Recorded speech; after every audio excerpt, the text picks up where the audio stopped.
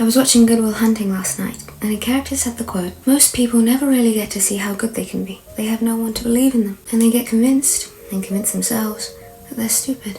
And it made me think about the Bible quotes I mentioned in my YouTube video, How People Perceive You, and how in fact God is indeed aware of this quote from Good Will Hunting. Therefore, he vehemently says, "Why put your trust in man, who has but mere breath in their nostrils? Why hold them in such esteem? In all your ways, trust in the Lord." Because it is a great flaw, if not the greatest flaw in the human mind, to think you are in need of other people's opinion, other things external to you. Stemming from this dependent, crippling mindset, whether unbeknownst to you, you end up genuinely worshipping other people. And these other people have such governance over your life, quite like a god, where you think their thoughts. Remember when I read you a passage on influence from the picture of Dorian Gray from my Looks Maxing YouTube video? And you think, if you think at all, that it is once this mortal human, who is no different than you, whose heart will one day stop beating, comes to save you, offering you encouragement and believing in you that your life will finally begin to be right, begin to be as it should. This is incredibly naive because you overestimate humans, but it is too tame to call this naivety. This is in fact very dangerous because the only thing that can arise from this sort of mindset is disappointment, and disappointment cuts deep. It is grief, wrath and regret all in one. There is indeed a very dangerous, warped, blasphemous element in seeking validation from others. Now you can exhale in a more light-hearted tone. Oh, just a moment. Let's just in. Live from Seepton Serenity YouTube. Breaking news, a record-breaking low. Opinions are the cheapest commodity on earth no longer. They are now free. Gas prices may be rising, but there is something you can always rely on to come free. Unsolicited advice. And we'll be back right after the break. Before the end of this YouTube video, dear viewer, you will no longer be a consumer of unsolicited advice, as you will come to realize the value, spoiler, no value, of unwarranted opinions. Introducing the video topic and the unwavering truth that will soon dawn upon you. Opinions are the cheapest commodity on earth. You will no longer care what others think because you will no longer perceive it to be an inevitable. That you must go through life hearing things of no value from others and letting them intercept your mind. And it's just too bad. That's the way it is. I've said it before and I'll say it again. Lack of continuing a thought is the issue for most people. They get off their train of thought right before their final desired destination. Logic. I recently heard that Socrates, when teaching his students, would constantly ask them, why? And when they'd give a reason, he'd ask why to that, and so forth. Their conversations must have lasted years. But the reasoning for why he would do this is so that his students arrive at their desired final destination. Logic and rationale, a well thought out thought. It is to the point that some people cannot fathom that others go throughout their lives, unconcerned and unaffected by the opinions of others that have no value. Think of how dire this is, believing something detrimental that you can at will choose to dismiss. But since you do not discipline your emotions, or perhaps even know to discipline your emotions, you consider it inconceivable and literally a lie that others are able to live their lives unaffected or ungoverned by the opinions of others. I think you feel this way. You may not. You may only feel a fragment, but nonetheless, it does seem that this stems from weakened self-esteem. And when you choose to accept, embody, and perhaps even invite this detrimental, unwarranted opinion, then the damage it will inflict upon your weakened self-esteem slowly but surely will become irreparable to you. It will seem that way to you, ultimately resulting in the absence of self-esteem. And as I'm sure you're aware, if you haven't gotten off this train of thought, in the absence of something, another thing must take its place. In the absence of self-esteem, thus in the absence of pride, or better yet dignity, contempt, resentment, and particularly envy will take root and take over with hostility, as if you've planted bamboo. Because your soul and your body knows how it should be, how it should live. What is a reflex? So when you see another have what you lack, self-esteem, you will become acutely aware of the absence of yours, and that awareness entices envy. So what you want to do is think of yourself like a computer. Rest assured, we're still both passengers on the same train of thought. What I mean by this is, when you go on your computer and you see certain files, to ascertain whether they are important or junk or spam, the first thing you ask yourself in response to seeing such files is this useful? This is the most important word in the vocabulary.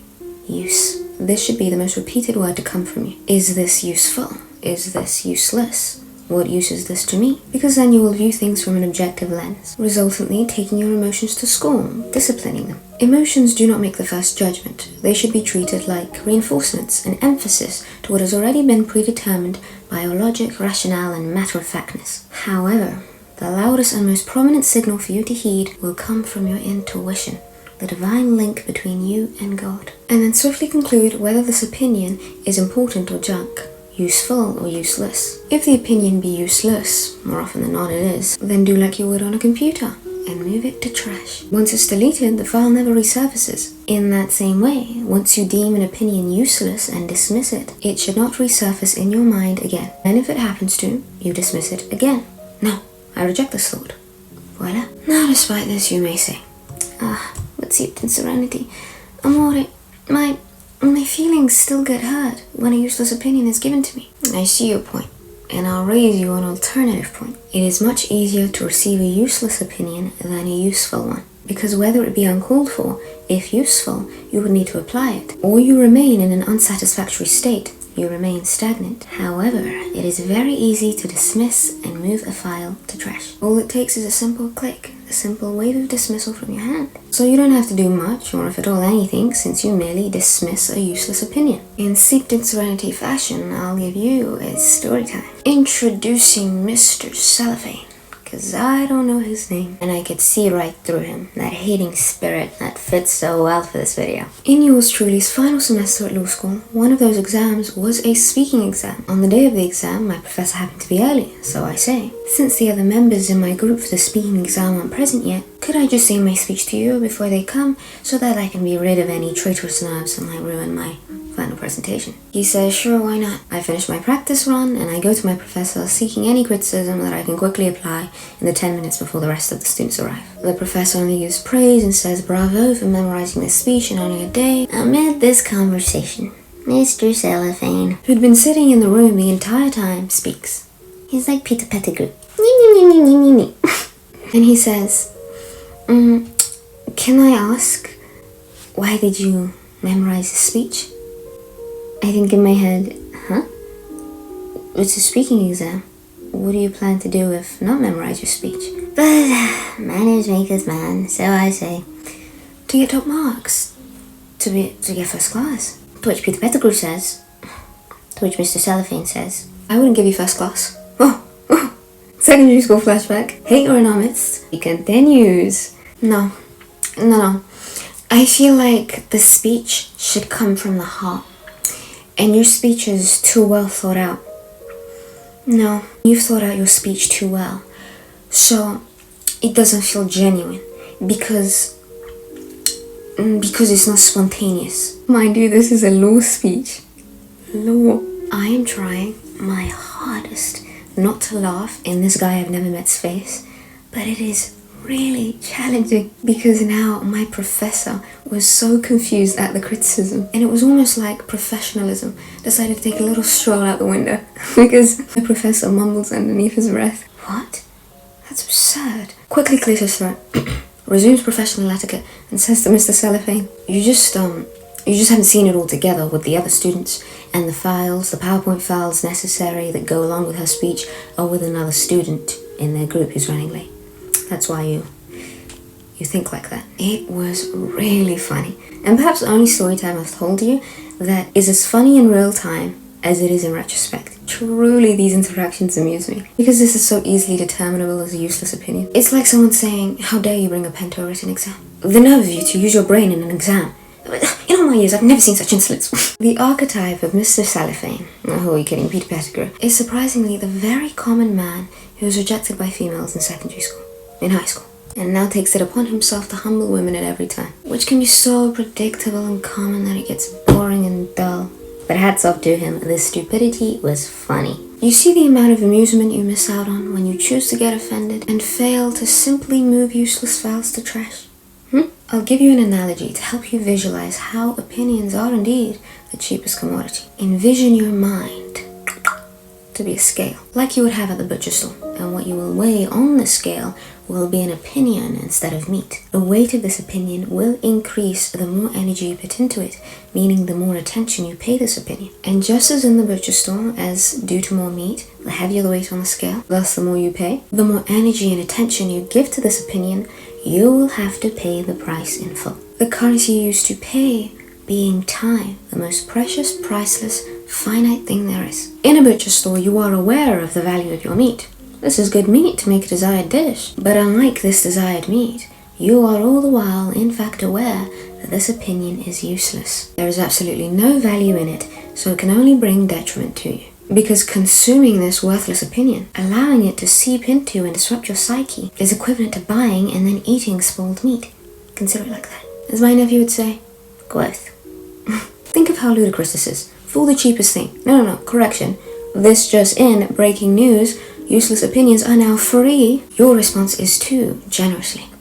How good of you. Generously pay for this free, useless thing, and the currency you use is the most precious, priceless, finite thing. There is generous tipping, and then there is insanity. You pay by the currency of priceless time, by how often you keep dwelling on this useless opinion, given to you by someone who would be deemed useless to you. Take the word at face value.